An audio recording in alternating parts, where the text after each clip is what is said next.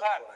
যে আমার প্রভিন্সিয়েলাইজেশন অ্যাক্ট অসমত প্রযোজ্য হয়েছিল 1977 যেটা সেকেন্ডারি এডুকেশন প্রভিন্সিয়েলাইজেশন অ্যাক্ট তার পিছত কিন্তু কোনো আইন নাছিল প্রভিন্সিয়েলাইজেশন জাতীয় তার পিছত 2011 সালত প্রথমবারের কারণে এই বিধানসভাত আইন পার করা হয় ভেঞ্চার স্কুল প্রভিন্সিয়েলাইজেশনের কারণে যে আইনত প্ৰথমবাৰৰ কাৰণে কিছুমান শৰ্ত আমাৰ অসমৰ নাগৰিকে আনকি আমাৰ বিষয়াসকলেও জানে যে স্কুল এটা প্ৰতিষ্ঠা কৰিবলৈ হ'লে শিক্ষানুষ্ঠান প্ৰতিষ্ঠা কৰিবলৈ হ'লে তাত নিযুক্ত হোৱা মানুহখিনিক প্ৰভিন্সিয়েলাইজ হ'বলৈ হ'লে কেতিয়া হ'ব লাগিব কেনেকৈ হ'ব লাগিব এই কথাবিলাক প্ৰথম চৰ্চিত হয় 2011 চনত কিন্তু সেই 2011 চনত চৰ্চিত আইনখনো হাইকোৰ্টে কিন্তু আল্ট্ৰা ভায়াৰ্চেল লিখিয়া কৈ দিলে যে এইটো আনকনষ্টিটিউচনেল ইয়াৰ কনষ্টিটিউচনেল ভ্যালিডিটি নাই যাৰ কাৰণে সৰকাৰক নিৰ্দেশ দিছিল 6 মাহৰ ভিতৰত আইন আনাৰ কাৰণে সৰকাৰক নিৰ্দেশ সৰকাৰ 2017 চনত আইন আহিল তাৰ এমেন্ডমেন্ট 2018 আহিল গতিকে এই 2011 চনত প্ৰথম উল্লেখ কৰা 1 আৰ 2006 যেটো ভিত্তি বৰ্ষলৈ আমি সদায় পাওঁ আনকি বাজেটত দেখা গৈছে যে বিত্তমন্ত্ৰী বা মুখ্যমন্ত্ৰী ডাঙৰীয়া ভাষণতো কৈছে যেটো প্ৰভিন্সিয়েলাইজেশনেৰ ক্ষেত্ৰত শিথিলকৰণৰ যেটো কথা কোৱা হৈছে এই শিথিলকৰণ যেহেতু কৰিবই মোৰ আবেদন থাকিব যে 2017 চনত প্ৰথম যেতিয়া ভেঞ্চাৰ স্কুল প্ৰভিন্সিয়েলাইজেশন এক্ট ইয়াতে পাস কৰা হয় এই তাৰিখটোকে ভিত্তি বছৰ লৈ তাই এই তাৰিখলৈকে যিমান শিক্ষানুষ্ঠান আনকি ইউনিভাৰ্চিটি কলেজলৈকে যিমান শিক্ষানুষ্ঠান স্থাপিত হৈছে বা তালৈকে নিযুক্ত হৈছে তেওঁলোকৰ প্ৰভিন্সিয়েলাইজেশন স্কুল প্ৰভিন্সিয়েলাইজেশন হওক আৰু তাত যিসকল অৰ্হতা সম্পন্ন ছাত্ৰ শিক্ষক শিক্ষয়িত্ৰী আছে তেওঁলোকৰ চাকৰিও প্ৰভিন্সিয়েলাইজ কৰা হওক আপনার বহুত শিক্ষক প্রভিন্সিয়েলাইজ স্কুলের শিক্ষক অনাশিক্ষক আনকি প্রফেসরও আছে যে প্রভিন্সিয়েলাইজেশনের সময় রিকুইজিট কোয়ালিফিকেশন নাছিল প্রভিন্সিয়েলাইজেশনের সময় সোমাই দিয়া হয়েছিল হয়তো কিছুমানে পিএইচডি করার কারণে বা কিছুমান একাডেমিক বা প্রফেশনাল ডিগ্রি লোৱাৰ সুযোগ দিছিল 5 বছৰেৰ ভিতৰত সেই ৰিকুইজিট কোয়ালিফিকেশন আহাৰ পিছতো দেখা গৈছে চাকৰি এটাও প্ৰভিন্সিয়েলাইজ হোৱা নাই এটাও টিউটৰ হৈ আছে অৰ্থাৎ আইনত সুবিধা আছে প্ৰভিন্সিয়েলাইজ কৰিবলৈ সোমাই দিয়া হৈছিল উপযুক্ত অৰ্হতা আহৰণ কৰাৰ কাৰণে উপযুক্ত অৰ্হতা আহৰণ পিছতো এতিয়াও টিউটৰ হিচাপে আছে কৰবাত tutor principal tutor librarian tutor teacher এই টিউটৰৰ পৰা আপগ্ৰেডেশ্যন আহিব লাগে অধ্যক্ষ মহোদয় বহুত নন টিচিং স্টাফো তেনেকুৱা চাকৰি প্ৰভিন্সিয়েলাইজ হ'ল প্ৰভিন্সিয়েলাইজ হ'ল অনুষ্ঠান প্ৰভিন্সিয়েলাইজ হ'ল কিন্তু টিউটৰ হিচাপে ৰখা হ'ল কিন্তু যেটো নিয়মীয়কৰণ কৰা নহ'ল গতিকে আমাৰ পৰামৰ্শ আছিল যে এই প্ৰভিন্সিয়েলাইজ চাকৰিয়ালখিনিক টিউটৰৰ পৰা চাকৰি ৰেগুলাইজ কৰিব লাগে যাতে পেনশ্যন বেনিফিট পায় আৰু এটা কথা ডিমেৰিট দেখা পাইছিল যে প্ৰভিন্সিয়েলাইজেশ্যন সময়ত গোটেইখিনি পোস্ট এনেকুৱা টিউটৰ যিবিলাক আছিল সেইবিলাক এক্স কেডাৰ পোস্ট হিচাপে স্যাংচন দিয়া হৈছিল আৰু পাৰ্সোনাল পোস্ট হিচাপে দিয়া হৈছিল কিন্তু যাৰ কাৰণে এই মানুহখিনি ৰিটায়াৰমেণ্টত যোৱাৰ লগে লগে এই গোটেইখিনি পোস্ট এবলিশ হ'ব মই ভাবো যে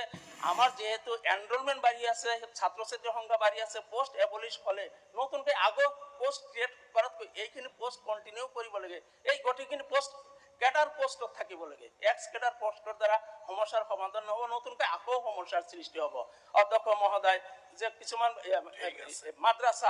মাদ্ৰাছা এক্ট যেটো মাদ্ৰাছা যদিও ৰিপিল কৰা হৈছে কিন্তু 2018 চনৰ এক্ট অনুযায়ী যিবিলাক মাদ্ৰাছা স্থাপিত হৈছিল বা অন্যান্য শিক্ষানুষ্ঠান স্থাপিত হৈছিল তেওঁলোকক কনভাৰ্ট কৰা হ'ল বিদ্যালয়লৈ ইলিজিবিলিটি আছে ইভেন যদি 2011 চনৰ এক্ট ধৰা যায় সেই এক্ট অনুযায়ী যিবিলাক প্ৰভিন্সিয়েলাইজেশ্যনৰ কাৰণে এলিজিবিলিটি আছে কিন্তু চৰকাৰে 2017 চনত মাদ্ৰাছা নাথাকে এই কথাটো কোৱাৰ কাৰণে বিষয়াসকলে সেই মাদ্ৰাছা কনভাৰ্টেড স্কুল মাদ্ৰাছাবিলাকক স্ক্ৰিনিং বন্ধ কৰিলে যাৰ ফলত ৰিপিলিং এক্ট অহাৰ পিছত সেই মাদ্ৰাছাবিলাক এতিয়াও ভেঞ্চাৰ হিচাপে আছে আনকি যেটো আপোনাৰ non government educational institution non government educational actor অধীনত এই গোটেইখিনি নন গভৰ্ণমেণ্ট এডুকেশ্যনেললৈ ঠেলি দিয়াৰ যেটো মই ভাবোঁ যে তাত কোনো যুক্তিযুক্ততা নাই কাৰণ এই আইন অহাৰ আগতেই এই যেটো প্ৰভিন্সিয়েলাইজেশ্যন এক্টত এই গোটেই কনভাৰ্টেড মাদ্ৰাছাখিনি কভাৰ কৰিছে অধ্যক্ষ মহোদয় আপনাৰ দেখা গৈছে যে বহুত কেইটা নিউলি এষ্টাব্লিছ পলিটেকনিক ইঞ্জিনিয়াৰিং কলেজত প্ৰফেচাৰসকলক আমি সেই সময়ত কণ্ট্ৰেকচুৱেল চাকৰি দিছিল। সিদিনা মন্ত্ৰী মহোদয়ে কৈছিল যে তেওঁলোকৰ চাকৰি সময়তে কণ্ট্ৰেকচুৱেল আছিল। Fact, admitted fact that contractual, কিন্তু নিড চৰকাৰৰ আছিল, আমাৰ নিডৰ সময়ত, আমাৰ বিপদৰ সময়ত যিখিনি মানুহৰ দ্বাৰা আমাৰ বিপদ উদ্ধাৰ কৰিলোঁ, সেই সময়ত এওঁলোকে চাকৰিত যোগদান নকৰিলে আমাৰ সেইখিনি সময়ত ইঞ্জিনিয়াৰিং কলেজ পলিটেকনিকখিনি নহয়। তেওঁলোকক চাকৰি দিলোঁ যথাৰীতি ইণ্টাৰভিউ লৈ পেলাই, টাৰ্মছ এণ্ড কণ্ডিশ্যন আমিয়ে ফিক্স কৰিছিলোঁ, আৰু তেওঁলোকে চাকৰিত যোগদানৰ পিছত তেওঁলোকৰ গোটেই ডকুমেণ্টছখিনি আমি বন্ধকত লৈ পেলাই তেওঁলোকে যাতে বেলেগত যাব নোৱাৰে সেই ব্যৱস্থা কৰিলোঁ। আনকি তেওঁলোকক PhD কৰাৰ সুযোগ নিদিলোঁ। আজি তেওঁলোকক আউটৰাইট আমি ছাটাই কৰি ধন্যবাদ। আপোনালোকৰ আৰু স্পিকাৰ আছে, প্ৰভিঞ্চিয়েলাইজেশ্যনৰ সুযোগ দিব লাগে, আৰু তেওঁলোকৰ ৰিট্ৰেঞ্চমেণ্ট অৰ্ডাৰটো ৰিপিল কৰাৰ কাৰণে আহ্বান জনাই মই মোৰ বক্তব্য Shri Aminul Islam senior. Mahadyaksh Mahoday, the Assam Coaching Institutes Control and Regulation Bill 2025 এখন নতুনকৈ এখন বিল আনিব বিচৰা হৈছে, আৰু আমি চৰকাৰৰ যিটো উদ্দেশ্য বুজি পাইছোঁ যে এখন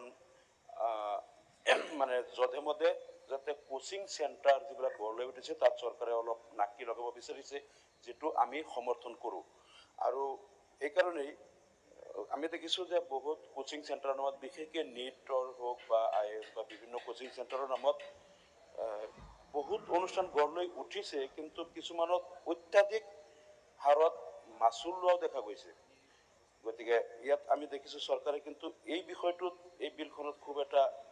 উল্লেখযোগ্য মানে মাচুল নিয়ন্ত্ৰণৰ ক্ষেত্ৰত তেওঁলোকে যিটো ফি ষ্ট্ৰাকচাৰ ল'ব,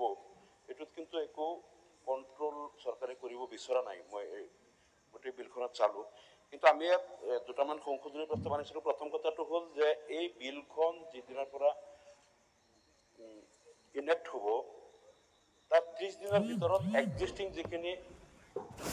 কোচিং চেণ্টাৰ আছে তেওঁলোকে 30 দিনৰ ভিতৰত এপ্লাই কৰিব লাগিব ৰেজিষ্ট্ৰেশ্যনৰ কাৰণে।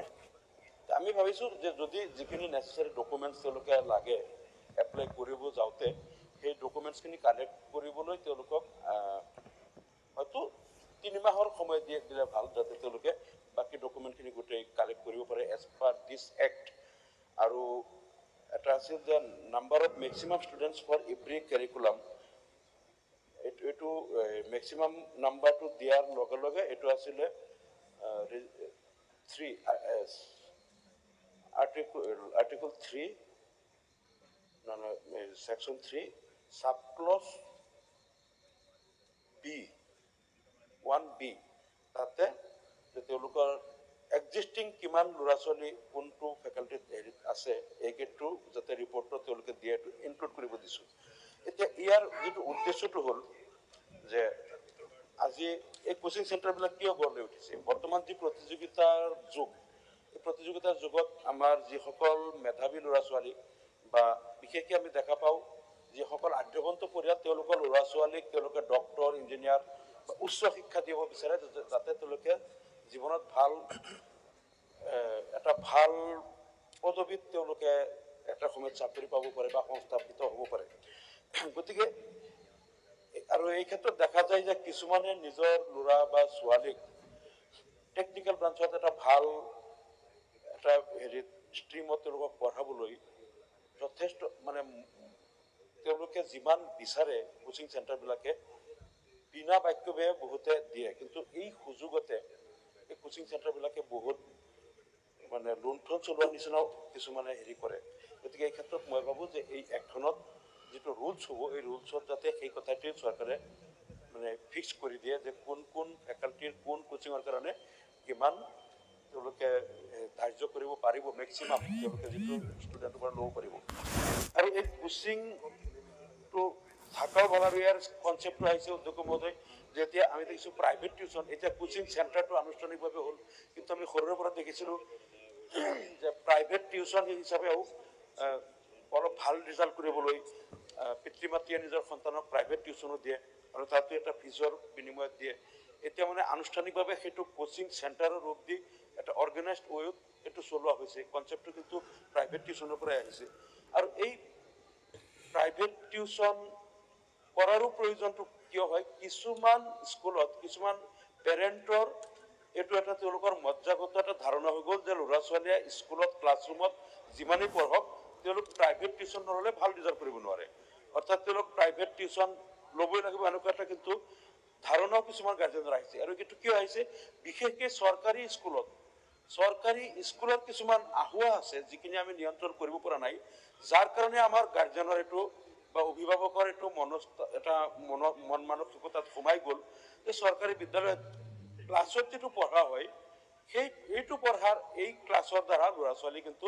তেওঁলোকে ভাল নম্বৰ পাব নোৱাৰে পাছ কৰিব নোৱাৰে আৰু এইটো কিয় আহিল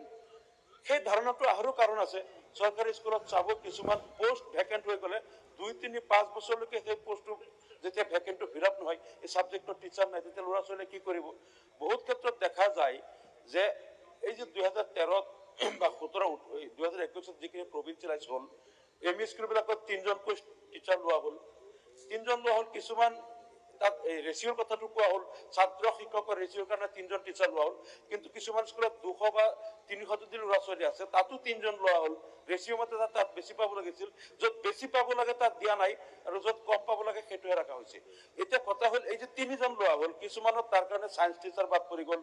তাত এৰাবিক টিচাৰ হিন্দী টিচাৰ বাদ পৰিল বা ক্লাছিকেল টিচাৰ বাদ পৰিল গতিকে এই চৰকাৰী বিদ্যালয়ত য'ত শিক্ষকৰ অভাৱ বা কেতিয়াবা শিক্ষকৰ 3-4-5 বছৰত যেতিয়া পোষ্টটো ফিল আপ নহয় তেতিয়া গাৰ্জেনে এইটো ভাবিবলৈ বাধ্য হ'ব যে মোৰ ল'ৰা ছোৱালীক প্ৰাইভেট টিউচন নিদিলে উপায় নাই বা এই কোচিং চেণ্টাৰটোৰ কনচেপ্টটো তাৰ পৰা আহিছে আৰু তাৰ লগে লগে আমি এটা কথা আপোনাক উদাহৰণ দিওঁ যে যিটো 2017-18 বিলৰ আমাৰ প্ৰভিঞ্চিয়েলাইজ বিল সংক্ৰান্তত যিখিনি পোষ্ট প্ৰাদেশিকৰণ কৰা হ'ল তাতে যিসকলক টেট প্ৰধান শিক্ষক লোৱা হ'ল তেওঁলোকক কিন্তু টিউটৰ কৰি ৰখা হৈছে টিউটৰৰ ভিতৰত যিসকল প্ৰধান শিক্ষক টিউটৰ হৈ থাকিল তেওঁলোকক প্ৰধান শিক্ষকৰ মৰ্যাদা দিয়া নহ'ল প্ৰধান শিক্ষক বুলি কোৱা নহয় টিউটৰ বুলি কোৱা নহয় কিন্তু গোটেই প্ৰধান শিক্ষকৰ কাম তেওঁলোকক দি কৰোৱা হয় তেওঁলোকে তাত চিল মাৰিব লাগে প্ৰধান শিক্ষক হিচাপে ড্ৰ কৰিব লাগে বিল ফাইনেন্সিয়েল গোটেই হিচাপ দিব লাগে মিড ডে মিল গোটেই কাম প্ৰধান শিক্ষকৰ ফাইনেন্সিয়েল চাৰ্জ গোটেই তেওঁলোকে চলাই প্ৰধান শিক্ষকৰ চিল মাৰি কাম চলাই কিন্তু তেওঁলোকক প্ৰধান শিক্ষকৰ স্বীকৃতি নিদিয়ে তেওঁলোকক টিউটৰ বুলি থৈ দিছে মানে এনেধৰণৰ আৰু তেওঁলোকক টেট দিবলৈ বাধ্য কৰাইছে এতিয়া বহুতে কৈছে আমাৰ 1 বছৰ 1.5 বছৰ আছে 6 মাহ আছে ৰিটায়াৰ হ'ম এতিয়া কেতিয়া আমি টেট পৰীক্ষাত বহিম আকৌ আমাৰ পোষ্টটো ৰেগুলাৰ হ'ব গতিকে এইখিনি আমি ভাবো চৰকাৰে অন্তত তেওঁলোকক টেটৰ পৰা এক্সাম কৰি দি হ'লেও যিসকলৰ হয়তো কিছুদিন হে বাকী আছে তেওঁলোক অন্তত ৰেগুলাৰ টিচাৰ হিচাপে নাম লৈ যাতে তেওঁলোক যাব পাৰে এইটো চৰকাৰে যাতে বিবেচনা কৰে আৰু বাকী আমাৰ কিছুমান শিক্ষা খণ্ডৰ কিছুমান আৰু কথা আছে আমাৰ সতীৰ্থ বিধায়ক ডক্টৰ ৰফিকুল ইছলাম সাহেবেও তাকে ক'ব যাতে চৰকাৰে সামগ্ৰিকভাৱে গোটেইখিনি পলিচিগত হিচাপে চৰকাৰৰ কি স্থিতি হয় এই কথাখিনি যাতে এটা সদুত্তৰ দিব পাৰে তাৰ কাৰণে মই ধন্যবাদ ভেঞ্চাৰ স্কুলৰ কথা আহিছোঁ ভেঞ্চাৰ স্কুলৰ শিক্ষক বন্ধুসকলে অতদিনে আন্দোলন কৰি আছে 2013ত আমি কিছু স্কুল প্ৰভিঞ্চিয়েলাইজ কৰিলোঁ ইয়াৰ পিছত আহি আকৌ 2021ত কিছু শিক্ষক আমি ল'লোঁ তো 21ত যি কণ্ডিশ্যন আছিল 13ত যি কণ্ডিশ্যনবোৰ ওপৰত ভিত্তি কৰি আমি স্কুল প্ৰভিঞ্চিয়েলাইজ কৰিলোঁ 21ত আহি আমি সেইখিনি নিজেই আমি তাৰ পৰা ব্যতিক্ৰম কৰি বেলেগ ধৰণৰ সিদ্ধান্ত ল'লোঁ তাৰ কাৰণে বহুত শিক্ষক বঞ্চিত হৈ আছে 13ত যিসকল শিক্ষক প্ৰভিঞ্চিয়েলাইজ হ'ল at the same time school পাতিছে তেখেতসকলে হয়তো 6 মাহ 1 বছৰ আগে পিছে সেইসকলে আজি ফুল ফ্লেজ শিক্ষকৰ দৰমহা পাইছে সুবিধাখিনি মোটামুটি তেখেতসকলে পাই আছে তাত থকা নন টিচিং ষ্টাফ তেখেতসকলে ৰেগুলাৰ মানে হৈছে তেখেতসকলৰ পোষ্ট কিন্তু 21ত at the same time school পতা হয়তো কিবা কাৰণত থাকি গ'ল 13ৰ পিছত আহি 21ত সেইসকলক আমি টিউটাৰ কৰিলোঁ সেইসকলক আমি যিসকল নন টিচিং ষ্টাফ আছে এলপিৰ পৰা আৰম্ভ কৰি 3rd গ্ৰেড 4th গ্ৰেড লাইব্ৰেৰিয়ানৰ পৰা আৰম্ভ কৰি সেইসকলক সামান্য মাননি দি তেখেতসকলক কাম কৰা হৈছে নন টিচিঙৰ কাৰণেতো কোনো এক্সট্ৰা আৰু কোৱালিফিকেশ্যন নালাগে যিখিনি লাগে তেখেতসকলৰ সেইখিনি আছে বেছিক কিন্তু তেখেতসকলৰ না নেট চেলেট PhD DLED BEd একো নাই কিন্তু এইসকলক 7,000 10,000 12,000 মাননি দি কাম কৰা মোটেই এইটো জাষ্টিছ নহয় এইটো বিবেচনা চৰকাৰে কৰিব লাগে বাকী থাকিল টিচিং যিসকলে টিউটাৰ হৈ আছে ইকুৱেল ৱৰ্ক ইকুৱেল পে সেইসকলক দি তেখেতসকলক যাতে ৰেগুলাৰাইজ কৰা হয় মাননীয় উপাধ্যক্ষ মহোদয় আৰু যিখিনি ভেঞ্চাৰ স্কুল আপোনাৰ আছিল 1/1/2006ৰ আগত বহুতৰ এতিয়ালৈকে হোৱা নাই আপপোষ্ট হোৱা নাই 1/1/2006ৰ আগত তেখেতসকলৰ বিদ্যালয় তাৰ পিছতো সেইসকলৰ হোৱা নাই বিশেষভাৱে চিনিয়ৰ মাদ্ৰাছা এক্ট যেতিয়া ৰিপিল কৰা হ'ল ৰিপিল কৰাৰ পিছত তেখেতসকলে ঠাণ্ডা অৱস্থাত গুচি গ'ল তেখেতসকলৰ 21ত আৰু তেখেতসকলে ল'ম বুলি বেলেগ এটা ফাইল হ'ল আৰু ইয়াৰ পিছত লোৱা নহ'ল গতিকে সেই চিনিয়ৰ মাদ্ৰাছা প্ৰি চিনিয়ৰ যিখিনি 1/1/2000 আগত ৰিকগনিশ্যন তেখেতসকলে পাইছে, স্কুল হিচাপে কনভাৰ্ট হৈছে, স্কুল হিচাপে কাম কৰি আছে। এতিয়া যিহেতু এক্টটো এমেণ্ড কৰিব, সেই ছিনিয়ৰ মাদ্ৰাছাৰ শিক্ষকখিনি যাতে লোৱা হয়। 21 যেতিয়া শিক্ষক ল'লে, স্কুল পাৰ্মিশ্যন দিয়াটো এম.ই. স্কুল 5+1